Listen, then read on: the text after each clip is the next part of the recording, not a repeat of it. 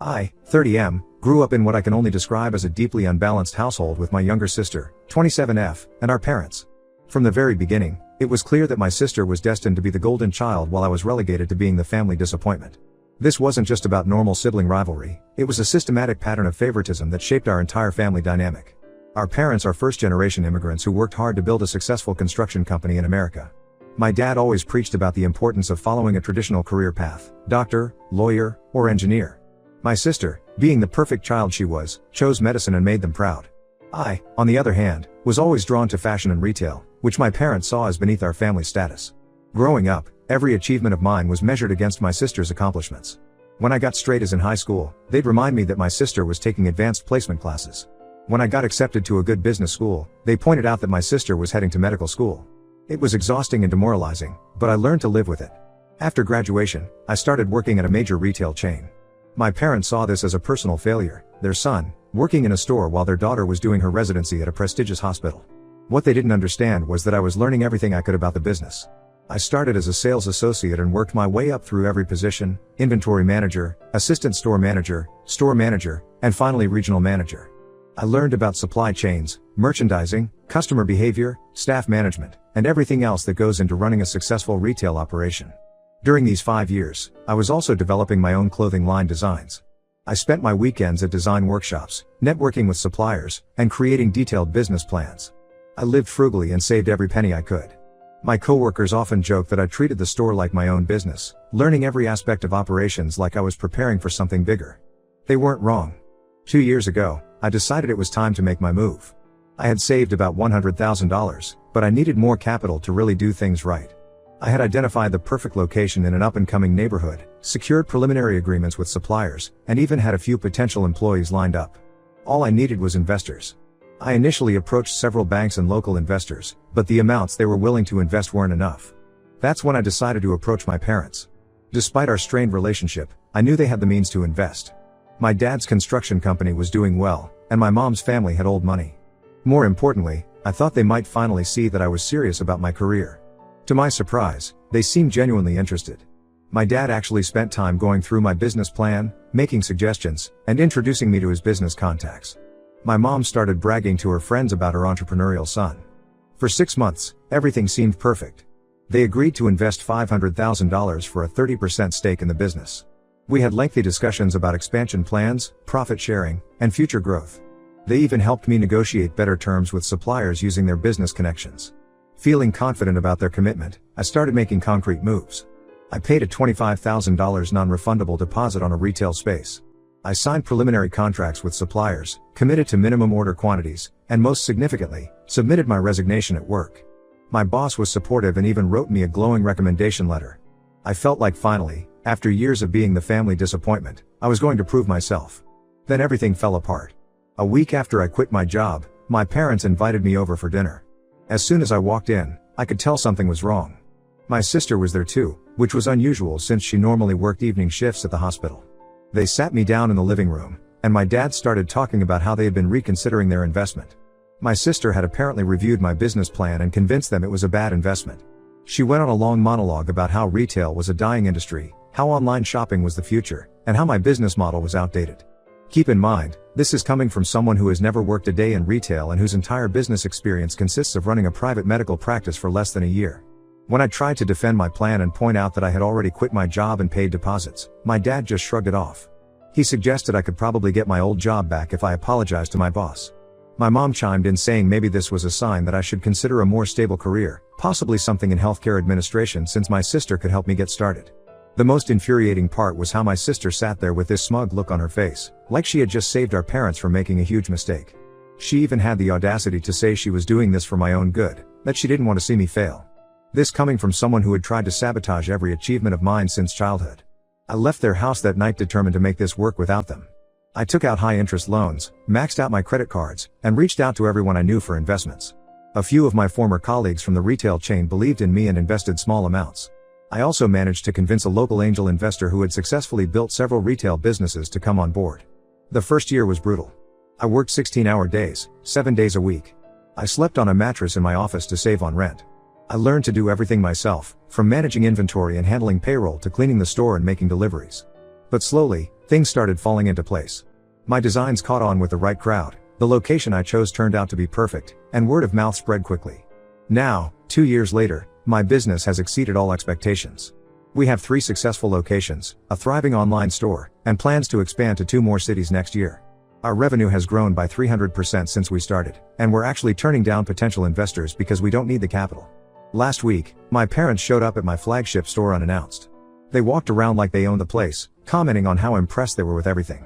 Then they dropped the real reason for their visit: they wanted to invest now. They offered twice what they had originally promised, saying they had always believed in me and were proud of my success. I laughed in their faces and told them to leave. My dad got angry and started lecturing me about respecting my elders, while my mom cried about how success had changed me and made me arrogant. My sister called me that evening to lecture me about how I was being stubborn and should give them another chance because family is family. I blocked all their numbers and instructed security not to let them into any of my stores. My business is thriving without their support, and I don't need their money or their fake pride now. They had their chance to be part of my success story, but they chose to listen to their golden child instead. Now they can watch my success from the sidelines. Update 1: The past 2 weeks have been absolute chaos since my last post. After I blocked my family's numbers and banned them from my stores, they've taken their campaign against me to a whole new level. What started as simple family drama has evolved into a full-blown smear campaign in our community. My sister, leveraging her position as a respected doctor, has been particularly active in trying to destroy my reputation. She's been going to all our family friends, community gatherings, and social events, telling everyone how I've let success go to my head and abandoned our family values. She's even reached out to some of my high school friends on social media, spreading stories about how I've changed and become money obsessed. But here's where things get interesting.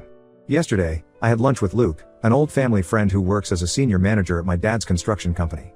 He revealed the real reason behind my parents' sudden interest in investing in my business, and it's not what they've been telling everyone. According to Luke, my dad's construction company has been struggling severely for the past year. They've lost 4 major contracts to competitors in the last 6 months alone. 2 of these were government contracts they'd held for over a decade. Their profit margins have shrunk from 25% to barely 8%, and they've had to lay off nearly 30% of their workforce. My dad has been putting on a brave face in public, but behind closed doors, they're desperately looking for ways to diversify their investments. The biggest revelation came when Luke told me about my sister's role in all of this. Remember how she was so against my business 2 years ago, calling retail a dying industry? Well, it turns out she recently lost over $800,000 in a cryptocurrency investment scheme. She had convinced several of her doctor colleagues to invest with her, promising them incredible returns.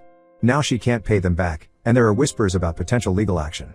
She was the one who suggested to our parents that they should try to get a piece of my business now. The same person who torpedoed my original business plan is now desperate to be part of it. The irony would be hilarious if it wasn't so infuriating. My parents have been relentless in their attempts to contact me. They've shown up at my house multiple times, always conveniently around dinner time when they know I'll be home. They've tried coming to my stores during peak hours, causing scenes that disrupt business. Last Thursday, they even sent their corporate lawyer to my office with investment proposal documents. The lawyer, trying to sound reasonable, suggested that since my parents had mentally committed to investing 2 years ago, they should get preferential terms now. He proposed a 40% stake for the same amount they had originally offered, claiming it would be fair compensation for their initial intention to invest. I had my own lawyer send them a cease and desist letter, warning them about harassment. The most frustrating part of all this has been the reaction from our extended family. Relatives who never cared about my career before are suddenly very invested in this situation. My uncle Robert, who himself had refused to help me when I was starting out, had the audacity to suggest that I owe my success to our good family name in the community. He seems to have conveniently forgotten that I've deliberately avoided using our family name in any of my business dealings specifically to avoid such claims. My cousin Brianna, who works at the same hospital as my sister, told me that my sister has been trying to contact my business partners behind my back. She's been reaching out to them on LinkedIn, sending emails, and even trying to schedule meetings, claiming that as a doctor, she could provide valuable insights into the fashion retail business. She's been telling them that she has connections with social media influencers through her dermatology practice that could benefit the business. I've had to send emails to all my partners and investors, explicitly stating that my family members have no connection to the business and any communication from them should be ignored. It's embarrassing having to send such emails, but it's necessary given how aggressive they've become in their attempts to get involved. The whole situation has started affecting my daily operations. My employees have noticed the tension, especially after my parents' latest scene at our flagship store. I had to call a staff meeting to address the situation and assure everyone that these family issues wouldn't impact their jobs or the business. I've also discovered that my sister has been approaching my suppliers, trying to gather information about our business operations. 2 of our main fabric suppliers called to ask if they should be sharing business details with her, as she had contacted them claiming to be a potential investor. I've had to reach out to all our major suppliers to clarify that no one from my family has any authority to access our business information. For now, I'm trying to focus on our upcoming expansion plans. We're in the final stages of securing locations in 2 new cities, and I can't let this family drama distract me. But it's getting increasingly difficult as more relatives keep taking sides and trying to get involved. Some of them have even started showing up at my house unannounced, trying to mediate the situation. I've hired a private security service for both my home and businesses, and I'm in the process of moving to a new address that my family doesn't know about. It's sad that things have come to this, but I need to protect what I've built. The fact that they're trying to force their way into my success after actively trying to prevent it 2 years ago shows exactly why I was right to keep them at arm's length in the first place. Update 2: What I'm about to share explains so much about my family's recent behavior. Last week, my cousin Emily, who works as a nurse at my sister's hospital, reached out to me with some shocking information about what's really been going on behind the scenes. According to Emily, my sister's cryptocurrency losses weren't just bad, they were catastrophic. She didn't just lose $800,000 as I previously mentioned. She had actually convinced 15 of her colleagues, including several senior doctors and hospital administrators, to invest a total of $2.3 million in what turned out to be a sophisticated crypto scam. She had promised them returns of 300% within 6 months, using her reputation as a successful doctor to gain their trust. When the investment scheme collapsed, she tried to cover it up by borrowing money from other colleagues to pay the initial investors, essentially turning it into a small-scale Ponzi scheme. Now she's being investigated by the hospital board for unprofessional conduct and potential fraud. Several of her colleagues have already filed formal complaints, and there's talk about reporting her to the medical board. Emily also revealed that my sister had been spreading vicious rumors about me at the hospital long before any of this investment drama started. Back when I first approached our parents about investing in my business 2 years ago, she had been furious that they were showing interest in my venture. She had spent years being the golden child, and suddenly, our parents were excited about something I was doing. That's when she decided to sabotage my business plan. She didn't just casually suggest to our parents that retail was dying, she actually created a detailed presentation about the decline of brick-and-mortar retail, using cherry-picked data and misleading statistics. She even hired a business consultant, using our parents' money, to write a negative assessment of my business plan, which she then presented to our parents as an independent evaluation. The real kicker? Emily found out that my sister had actually tried to pitch a very similar business idea to our parents 6 months after they refused to invest in mine. She wanted to open a chain of medical spas combining her dermatology practice with retail skincare products. Our parents turned her down because they were already struggling with their construction business, but she conveniently never mentioned this when she was criticizing my retail venture. Speaking of our parents' business, things are much worse than I initially thought. Through some business contacts, I learned that their company is facing 6 different lawsuits from contractors who weren't paid for completed work. They're also under investigation for allegedly using substandard materials on a government project. Their biggest government contract, worth $12 million annually, is up for review next month, and word in the industry is that they're unlikely to retain it. This explains their aggressive attempts to buy into my business. Last week, they sent another lawyer, this time offering to buy a 60% stake at 3 times the market value. When I refused, my dad actually tried to claim that he had intellectual property rights over some of my business ideas because I had discussed them with him during our initial investment talks. My lawyer shut that down quickly, but it shows how desperate they've become. My sister's behavior has become increasingly erratic. She showed up at one of our store locations last weekend, trying to convince my employees that she was a silent partner in the business. When security escorted her out, she threatened to create negative publicity by posting fake reviews online and contacting fashion bloggers with made-up stories about our business practices. The most absurd part is that my parents are still trying to guilt-trip me into accepting their investment. They've been telling relatives that they paid for my education. They didn't. I had scholarships and loans that I paid off myself, that they supported my early career, they actively discouraged it, and that my success is built on the foundation they provided, the same foundation they tried to pull out from under me 2 years ago. I've had to hire a PR firm to monitor and manage any potential fallout from their threats. We've also strengthened our security measures at all locations after my sister threatened to stage protests outside our stores. My lawyers are preparing restraining orders just in case things escalate further. The saddest part is discovering through Emily that my sister had actually applied for a business loan using forged documents claiming she was a partner in my company. The bank fortunately contacted me for verification before processing anything, but it shows how far she's willing to go in her desperation. For now, I'm focusing on protecting my business and employees from their increasingly desperate attempts to force their way in. It's tragic to watch my family self-destruct like this, but they made their choices 2 years ago. Now they have to live with the consequences. Update 3: It's been half a year since my last update, and a lot has happened. My business has continued to thrive despite my family's attempts to interfere. We've successfully opened stores in 3 new cities instead of the planned 2, and our online sales have quadrupled in the past quarter. The brand has gained a strong following among young professionals, and we've even been featured in several major fashion magazines. The situation with my sister finally reached its breaking point. 5 of her colleagues filed lawsuits against her over the cryptocurrency scheme, and the evidence they presented was damning. They had text messages, emails, and recorded conversations where she promised guaranteed returns and used her position as a doctor to establish credibility. The medical board launched a formal investigation into her conduct, and she's been placed on indefinite administrative leave from the hospital. Last month, I heard from Emily that my sister had a complete meltdown at work when she received the notice from the medical board. She started screaming about how unfair life was and how I was somehow responsible for her problems because I refused to help her. Security had to escort her out of the hospital. She's apparently moved back in with our parents and rarely leaves the house anymore. Speaking of our parents, their business situation has gone from bad to worse. They lost their government contract as expected, but what really hit them hard was losing their professional licenses in 3 states due to the substandard materials scandal. They had to lay off most of their staff and sell their main office building. Dad's company now operates out of a small rented office with just 5 employees, mostly handling small residential projects. They've stopped trying to invest in my business, but they've found a new angle to attack me. They're telling everyone who'll listen that I'm responsible for destroying our family's reputation. Mom has been going around to family gatherings, which I obviously don't attend anymore, crying about how her son abandoned them in their time of need.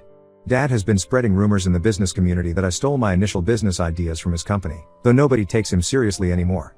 On a more positive note, I recently got engaged to my girlfriend of 3 years, Brianna.